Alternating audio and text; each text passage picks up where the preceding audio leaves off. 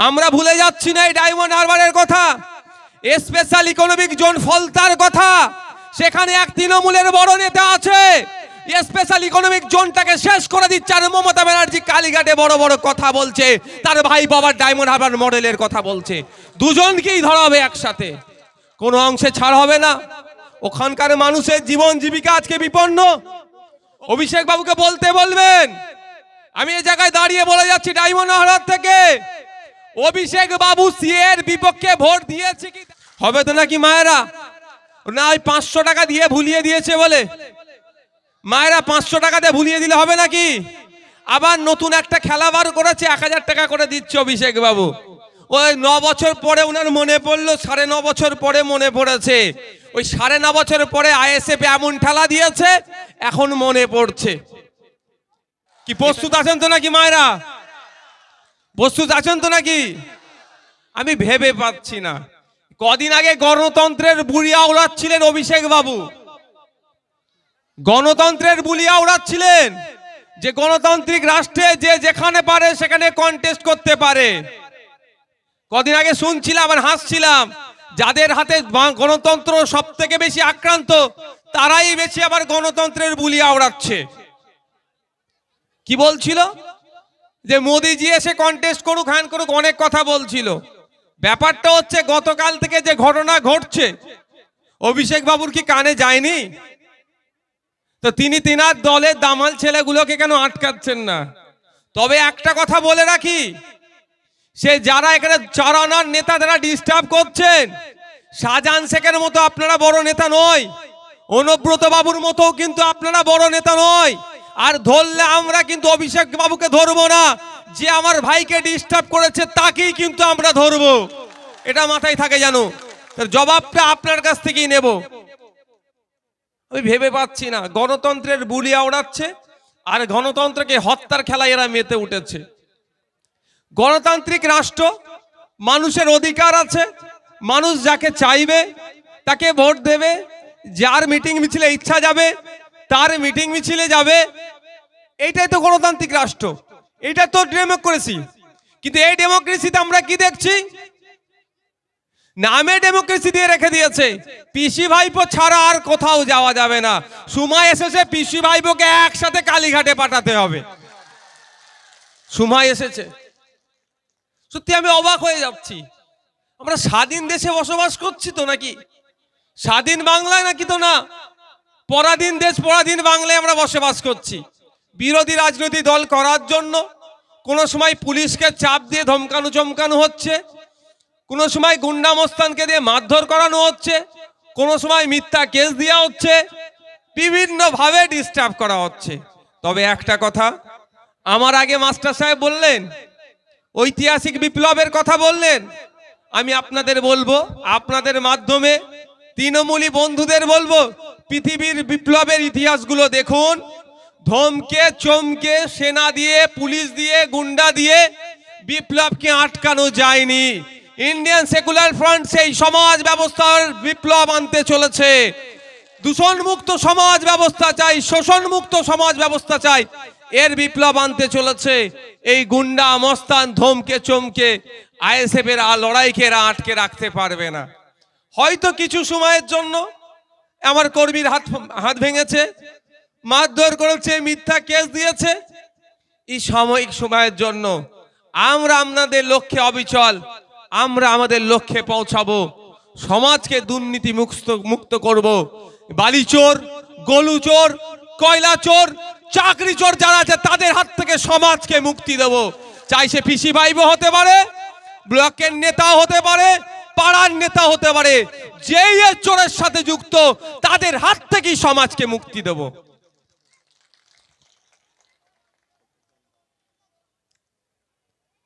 তার হাত থেকে সমাজকে মুক্তি দেব। আমরা এখানে আজ কি লক্ষ্যে নিয়ে এসেছি? আজকে প্রোগ্রাম আমাদের কি আছে? কেন্দ্রের যে বিজেপি সরকার আছে তার যে সাম্প্রদায়িক রাজনীতির বিরোধিতা করে এবং আমাদের রাজ্যে যে তৃণমূল কংগ্রেসের সরকার চলছে তার দুর্নীতি, অপশাসন এবং বিরোধী কণ্ঠকে যে রোধ করার চেষ্টা চলছে, এর বিরুদ্ধে আমাদের জনসভা। আমি ধন্যবাদ জানাই, এত মানুষ উপস্থিত হয়েছেন এত ভয়কে উপেক্ষা করে। অবাক লাগছে, কোথায় ফোন করতে গেলে কমুককে বলতে হবে, কোথায় ফোন করতে গেলে তামুককে জানাতে হবে। সময় ঘনিয়ে এসেছে, অপেক্ষা করুন। আমরা ভুলে যাচ্ছি না এই ডায়মন্ড হারবারের কথা, স্পেশাল ইকোনমিক জোন ফলতার কথা। সেখানে এক তৃণমূলের বড় নেতা আছে, স্পেশাল ইকোনমিক জোনটাকে শেষ করে দিচ্ছে, আর মমতা ব্যানার্জি কালীঘাটে বড় বড় কথা বলছে, তার ভাই বাবার ডায়মন্ড হারবার মডেলের কথা বলছে। দুজনকেই ধরা হবে একসাথে, কোনো অংশে ছাড় হবে না। ওখানকার মানুষের জীবন জীবিকা আজকে বিপন্ন। ওখানে নতুন কলকারখানা তো হওয়া তো দূরের কথা, ওখান থেকে কলকারখানা উঠে চলে যাচ্ছে, ফলে ক্ষতিগ্রস্ত কারা হচ্ছে? ওখানকার যারা ডে লেবার, দিনমজুরির যারা কাজ করত, তারা কাজ হারিয়ে হাহাকারে তাদের দিন কাটছে। আর মমতা ব্যানার্জি বা অভিষেক ব্যানার্জি বড় বড় গণতন্ত্রের বুলি আওড়াচ্ছে। আমার তো মনে হয় যদি বলা হতো যে এই ভুল ফাও কথা বললে ট্যাক্স নেওয়া হবে, মমতা ব্যানার্জি আর অভিষেক ব্যানার্জি কথা বলাই ছেড়ে দিতেন। আমি দায়িত্ব নিয়ে বলছি, কথা বলাই ছেড়ে দিতেন। গত কয়েকদিন আগে দেখলাম ওনার গাড়ি অ্যাক্সিডেন্ট হয়ে যাচ্ছিল বলছে। আমি দীর্ঘায়ু কামনা করি, তেনার সুস্থতা কামনা করি, কারণ 2026 সালে তো নবান্ন থেকে নেবিয়ে কালীঘাটে পাঠাতে হবে, দীর্ঘায়ু কামনা আমাদের করতে হবে। তো আপনারা বলুন তো, আমরা তো সবাই কম বেশি গাড়ি চালাই, 200 স্পিড গাড়ি চালানোর মতো এখানে কোনো রোড আছে? হ্যাঁ, বলতে টয়োটা গাড়ির ড্যাশবোর্ড খুলে চলে এসেছে। আমার টয়োটার মতো অত দামি গাড়ি নয়, আমার মাহিন্দ্রার গাড়ি দেখুন তো, ড্যাশবোর্ড খুলে আসে না। তুমি বাবু বেল্ট পরুনি, মাথা যে ঠুকেছে। সেভ ড্রাইভ সেভ লাইফের স্লোগান তুলছিলেন, নো হেলমেট নো ফুয়েল বলে চিৎকার করছিলেন। যত আইন শুধু চাপিয়ে দিচ্ছেন, আর উনি নিজে সিট বেল্ট পরে ঘোরেন না। এ প্রশ্নটা বললেই বলবে কেন এ কথা বলছো, একজন অ্যাক্সিডেন্ট হয়েছে তাকে নিয়ে রাজনীতি করছো। আমি আপনাদের বলি, যদি সত্যিকারের অ্যাক্সিডেন্ট হয়ে থাকে আমি সেটাকে দুঃখ প্রকাশ করছি, সাথে সাথে তার সুস্থতা কামনা করছি। কিন্তু যা ওই বিষয়ে আমি একটা কথা উল্লেখ করব, 2021-এর নির্বাচনের আগে আমরা কি শুনেছিলাম? উনি নন্দীগ্রামে না কোথায় গিয়েছিলেন, ওনার পায়ে নাকি কে দরজা দিয়ে একটা চেপে দিয়েছিল, ওনার পায়ে কি হয়েছিল? চোট হয়েছিল। সত্যিকারের যদি একটা মুখ্যমন্ত্রীর দরজায় কে গাড়ি থেকে যদি চেপে দেয়, আজকে 2.5 বছর হতে চলেলো, এখনো পর্যন্ত তাকে ধরতে পারলো না কেন? কে ভাই সে লোকটা কে ছিল? তাহলে কি আমাদের পুলিশকে অপমান করছে না মুখ্যমন্ত্রী? ধরার দায়িত্ব কার? আমাদের পুলিশের। পুলিশকে অপমান করছে তো নাকি? পুলিশ তো আমাদের বাড়ির সদস্য, একজন আমাদের পরিবারের সদস্য, তারা আমাদের বাইরের নয় তো। আরে আপনার আমার ছেলে মেয়েরাই তো পুলিশে আছে, পুলিশকে মমতা ব্যানার্জি বকলেমে অপমান করাচ্ছে। অ্যাকচুয়ালি ওই ধরনের ঘটনা মনে হয় ঘটেই নেই, আমার মন বলছে, শুধু সিম্প্যাথি নেওয়ার জন্য এ করছে। তাই আমি বলবো, ওই ধরনের ভোট আসলে অনেক ঘটনা ঘটবে, ওতে ভাবলে হবে না। পুরো মনস্থির করে নিতে হবে। কৃষকদের বিরুদ্ধে যখন বিল পাস হচ্ছিল, এখানে ম্যাক্সিমাম তো কৃষক পরিবারের লোকজন, কৃষকদের বিরুদ্ধে বিজেপি সরকার যখন বিল পাস করছিল, অভিষেক বাবু তখন ভোট না দিয়ে কি করছিল, এর জবাবটা আগামী 2024-এর বিরুদ্ধে ভোট দিয়ে দেখাতে হবে। 15 লক্ষ 14 লক্ষ মানুষ ভোট দেয়, তার একটা জনপ্রতিনিধি তৈরি করে কিসের জন্য? ওখানে পাঠাবে পার্লামেন্টে, মানুষের বিপক্ষে কোনো বিল আসলে জনগণের বিপক্ষে, কোনো বিল আসলে জনবিরোধী কোনো বিল আসলে তার বিরোধিতা করা, তার বিপক্ষে ভোটদান করা। তখন উনি কি করছিলেন? আপনাদেরকে সিএএ দেখিয়ে তো খুব ভয় দেখায়, ভোট নিয়ে নেয় অনেকের কাছ থেকে। যখন সিএএ যখন হচ্ছিল, অভিষেক বাবু তখন কোথায় ভোট দিয়েছিল একটু খোঁজ নিয়েছিলেন? অভিষেক বাবুকে বলতে বলবেন। আমি এই জায়গায় দাঁড়িয়ে বলে যাচ্ছি ডায়মন্ড হারবার থেকে, অভিষেক বাবু সিএর বিপক্ষে ভোট দিয়েছে কি দেয়নি, এটা উনাকে জোর গলায় বলতে বলবেন।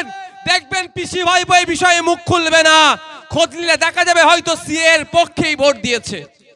আপনাদের এমপি আপনাদের ভোট নিয়ে সিএর পক্ষে ভোট দিয়েছে, খোঁজ নিয়ে দেখুন। তাহলে আমরা কাকে পাঠাচ্ছি? কাকে আমরা পাঠাচ্ছি? যেখানে ন্যাশনাল অ্যাভারেজ হচ্ছে 100 দিন উপস্থিতির মধ্যে 79 দিন, ন্যাশনাল অ্যাভারেজ হচ্ছে 79 দিন এমপিদের উপস্থিতি। সেখানে অভিষেক বাবু অর্থাৎ আপনাদের বর্তমান যিনি এমপি আছেন, বর্তমান কেন বললাম, আপনাদের দু আশীর্বাদ ভোট নিয়ে উনাকে তো আমরা প্রাক্তন করব, ওই জন্য এখন বর্তমানটা বলে নিচ্ছি যে আপনাদের যিনি বর্তমান এমপি আছেন সেখানে মাত্র 14% তার উপস্থিতি। যেখানে ডিবেট করার জায়গা, যেখানে অভিযোগ জানানোর জায়গা, এই ডায়মন্ড হারবার বাসীর লোকসভা এলাকার সেই ফলতা থেকে শুরু করে, বিষ্ণুপুর থেকে শুরু করে, ডায়মন্ড হারবার থেকে শুরু করে, বজবজ থেকে শুরু করে, মেটিয়াপুরুষ, যেখানকার এলাকার মানুষের চাওয়া পাওয়া অভাব অভিযোগের কথা কি করবে? পার্লামেন্টে গিয়ে বলবে। এই বলার উপস্থিতিতেও মাত্র 14% আপনাদের এলাকার বর্তমান এমপির উপস্থিতি। মানে উনি তো যেতে চাইছেন না।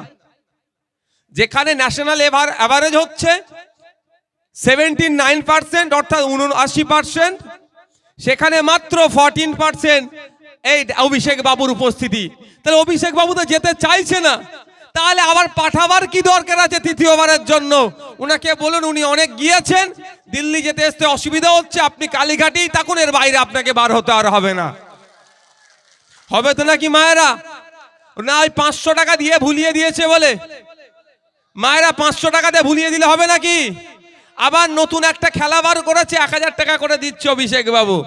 ওই 9 বছর পরে উনার মনে পড়লো, 9.5 বছর পরে মনে পড়েছে। ওই 9.5 বছর পরে আইএসএফ এমন ঠেলা দিয়েছে, এখন মনে পড়ছে। এটা যদি সরকারের পক্ষ থেকে অভিষেক বাবু দিয়াতে ব্যবস্থা করতো, আমি সিরিয়াস বলছি, এই জায়গায় দাঁড়িয়ে অভিষেক বাবুকে আমি ধন্যবাদ জানাতাম।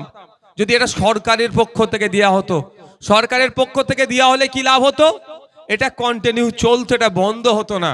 এটা অভিষেক বাবু নিজের কাছ থেকে দিচ্ছেন, বা কিভাবে দিচ্ছেন পরে জানা যাবে, আরটিআই করলেই পাওয়া যাবে। সময় আমরা আরটিআই করব। তো কথা হচ্ছে, ছাড়ার কোনো জায়গা নেই। বালি চুরির টাকা কি কয়লা চুরির টাকা কি আমাদের বাড়ির ছেলেদের মেধা বিক্রির টাকা, সেটা দেখতে হবে না আমাদেরকে? না আমাদের বাড়ির বাচ্চারা যে স্কুলে মিড ডে মিলে স্কুলে যায়, যে মিড ডে মিলটা খেচ্ছে, ওর দুর্নীতির টাকা এটা দিচ্ছে কি দেখতে হবে না আমাদেরকে? সেটা তো করবো সময় আরটিআই। তো বলছি, এটা শুধু ভোটের চমকের জন্য এটা করা হচ্ছে। ভোটের জন্য তড়িঘড়ি দিচ্ছে। ভোট মিটলো আর না মিটলো দেখার দরকার নেই, উনি জিতলেন কি হারলেন দেখার দরকার নেই, ভাব ভুলে যাবেন। তাই আপনাদের বলবো, যা দিচ্ছে কিন্তু ছাড়া যাবে না, ছাড়া যাবে না। ও আপনার টাকা আপনাকে ফিরিয়ে দিচ্ছে, তো মাথায় রাখবেন, কিছুই ছাড়া যাবে না। ভোটের আগের রাত্রে 1000 টাকা দেয়, বিরিয়ানির প্যাকেট দেয়, 2000 টাকা, অনেক টাকা দেয়, কিছু ছাড়বেন না, সব নিয়ে নেবেন, যা আছে দে। কিন্তু সকালবেলা গিয়ে কোথায় ভোটটা দেবেন? আইএসএফ এর পক্ষে দেবেন, ওদের বিপক্ষে দেবেন। মাথায় থাকে জানো আপনাদের। আজকে আমরা কি কারণে উপস্থিত হয়েছি? দুর্নীতি, অপশাসন যেটা চলছে, যেখানেই তৃণমূল কংগ্রেস সেখানেই দুর্নীতিকে দেখতে পাচ্ছি, আর যেখানেই দুর্নীতি সেখানেই তৃণমূল কংগ্রেসের উপস্থিতি দেখতে পাচ্ছি। আর পিসি ভাইপোতে কেউ কোনো অংশে বাদ যাচ্ছে না, রেসারেসি করছে দুজনের মধ্যে, কে বড় আগে যেতে পারে, আগে দেখ আমার না। মুখ্যমন্ত্রীর নিজের দপ্তর গ্রুপ ডি, মুখ্যমন্ত্রীর নিজের দপ্তরের মধ্যে পড়ে গ্রুপ ডি নিয়োগের ক্ষেত্রে দুর্নীতি হয়েছে, এ অভিযোগ উঠেছিল। কলকাতার রাজপথে মাতঙ্গিনী হাজরার মূর্তির পদতলে অবস্থান বিক্ষোভ হয়েছিল। আমি ওখানে গিয়ে উপস্থিত হয়েছিলাম, ওখানে গিয়ে একটা কথা বলেছিলাম, মুখ্যমন্ত্রীর নিজের দপ্তর যদি দুর্নীতি মুক্ত হয়, উনি প্রেস কনফারেন্স করে একটু বলুক যে গ্রুপ ডি এ যে নিয়োগ হয়েছে সেই নিয়োগে কোনো দুর্নীতি হয়নি।